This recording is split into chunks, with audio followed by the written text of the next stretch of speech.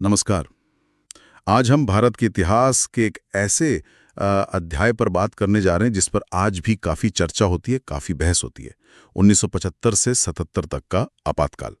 हमारे पास आपातकाल नाम का एक दस्तावेज है और हम कोशिश करेंगे कि इसी के ज़रिए समझें कि आखिर ये सब हुआ क्या था, क्यों हुआ और इसके मायने क्या थे। तो चलिए शुरू करते हैं। सबसे पहले तो ये आपातकाल लगा कैसे, मतलब इसकी घोषणा कैसे हुई, क्या पृष्ठभूमि थी? जी।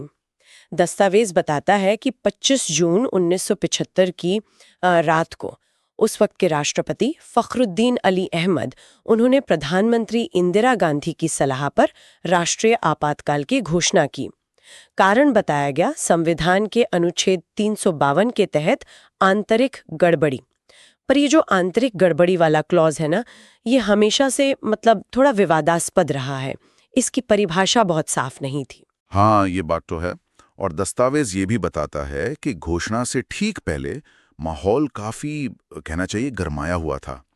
एक बड़ी वजह थी वो 12 जून 1975 का इलाहाबाद हाईकोर्ट का फैसला, जिसमें जस्टिस जगमोहन लाल सिन्हा ने इंदिरा गांधी का 1971 का जो चुनाव था, रायबरेली वाला, उसे ही अवैध घोषित कर दिया था। चुनावी धांधली का आरोप थे।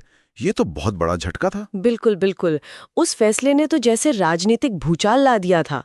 और साथ ही जैसा ये दस्तावेज इशारा कर रहा है, जयप्रकाश नारायण मतलब जेपी, उनके नेतृत्व में एक बहुत बड़ा आंदोलन चल रहा था देश भर में।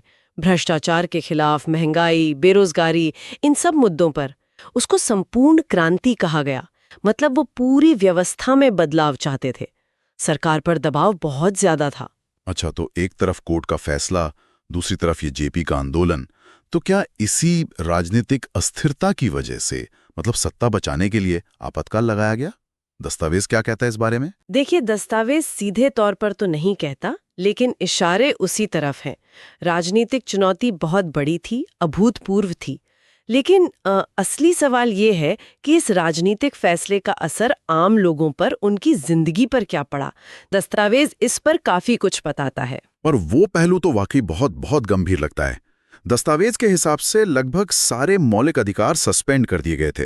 खास करके आर्टिकल 19, जिसमें आपकी बोलने की आज़ादी, कहीं भी आने जाने की आज़ादी, सभा करने की आज़ादी, ये सब शामिल हैं। हालत ये हो गई थी कि लोग अपनी गिरफ्तारी को, अगर वो गैर कानूनी भी है, तो उसे कोर्ट में चुनौती नहीं दे सकते थे। वो जो हेबियस कॉर्पस होता है, बंदी प्रत्यक्षीकरण याचिका, वो अधिकार भी निलंबित था। जी बिल्कुल।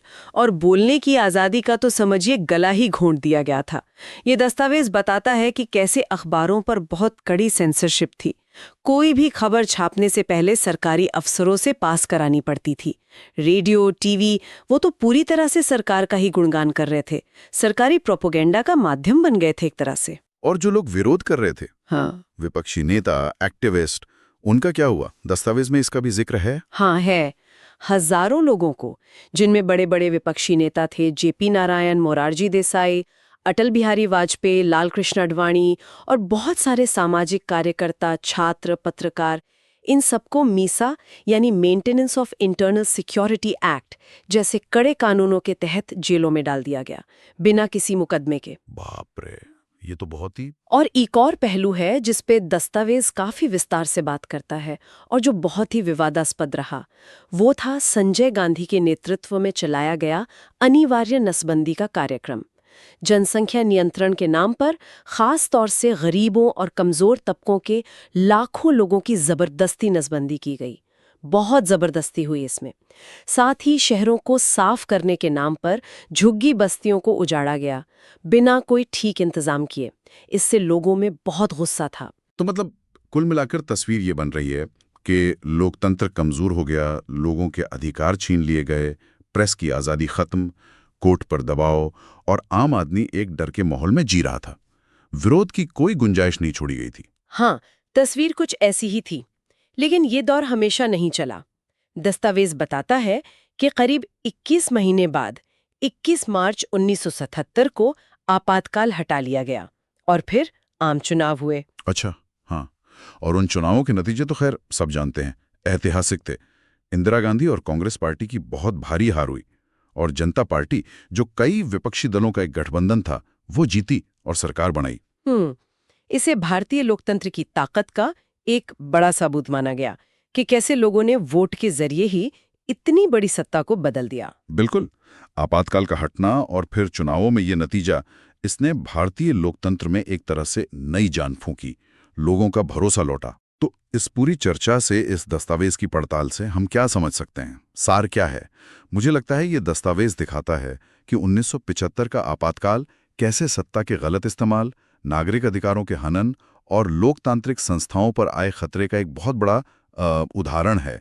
ये हमें याद दिलाता है कि संविधान और लोकतांत्रिक संस्थाओं की रक्षा करना कितना जरूरी है, वरना सत्ता कब तानाशाही बन जाए पता नहीं चलता। जी। और यहाँ ये हमें एक बुनियादी सवाल पर भी सोचने को मजबूर करता है, जो आज भी उतना ही प्रासंगिक है, कि राष्ट्र की सुरक्षा या स्थिरता के नाम पर व्यक्तिगत स्वतंत्रता और लोकतांत्रिक प्रक्रियाओं को कितना और कहाँ तक सीमित किया जा सकता है।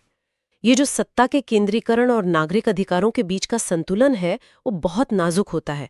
उसे कैसे बनाए रखा जाए, ये एक ऐसा सवाल है जिस पर शायद हर पीढ़ी को अपने वक्त के हिसाब से सोचना पड़ता है, जवाब ढूंढना पड़ता है।